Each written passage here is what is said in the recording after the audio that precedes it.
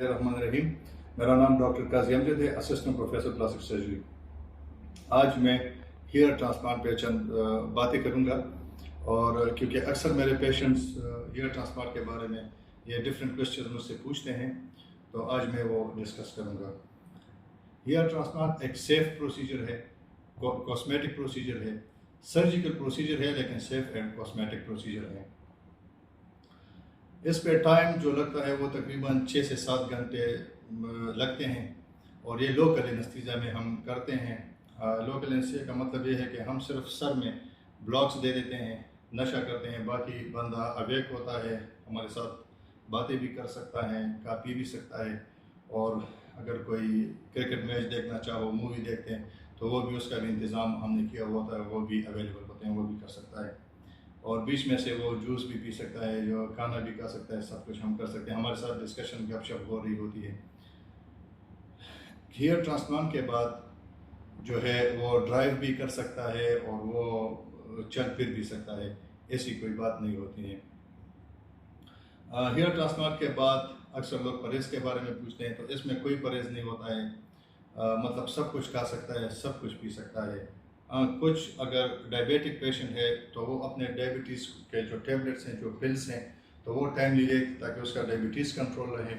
अगर कोई hypertensive patient है तो वो अपने एंटी हाइपरटेंसिव जो टेबलेट्स हैं वो टाइमली ले ताकि उसका हाइपरटेंशन का कंट्रोल में रहेगी। उसके से फिर ब्लीडिंग का ख़तरा होता है अगर ज़्यादा बीपी शूट करे और रेज हो जाए।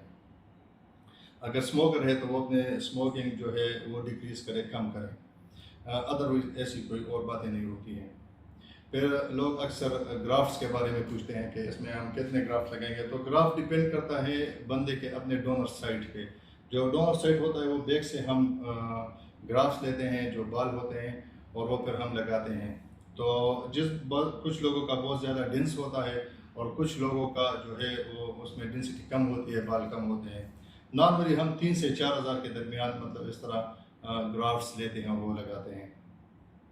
और बाकी जो है ये 6 मंथ पे तकरीबन रिज़ल्ट आ जाता है, और वैसे ये बाल 1 साल या 1.5 साल तक इसमें बाल उगते हैं, मतलब ग्रो होते हैं। लेकिन जो रिज़ल्ट आपको नोटिसेबल होगा, जो नोटिस होता है, तो वो 6 महीने तक लेते हैं। 6 महीने में तकरीबन फिर रिज़ल्ट आ जाता है, लेकिन इसके बाद भी इसमें हेयर आते हैं और भी ग्रो करते रहते हैं।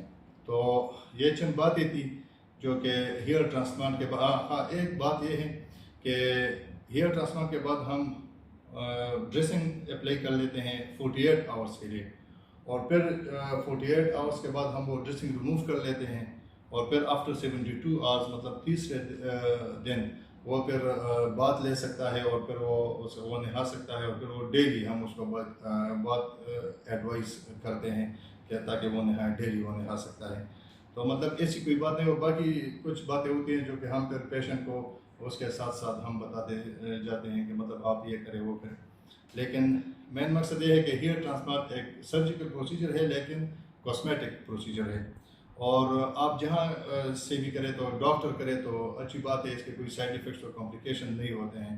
लेकिन इसका ख्याल रहे कि मतलब आप जिनसे हेयर ट्रांसप्लांट कराए तो वो क्वालिफाइड पर्सन है, और वो मतलब डॉक्टर हैं, सर्जन है, तो तब कराएं। क्योंकि फिर अगर नॉन प्रोफेशनल बंदा इसको कराए तो इसके बहुत सारे फिर कॉम्प्लिकेशन और साइड इफ़ेक्ट्स भी हैं, और बहुत ज़्यादा कॉम्प्लिकेशन इसके हो सकते हैं।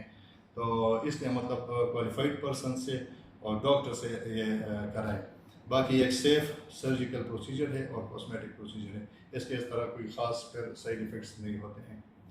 Thank you very much.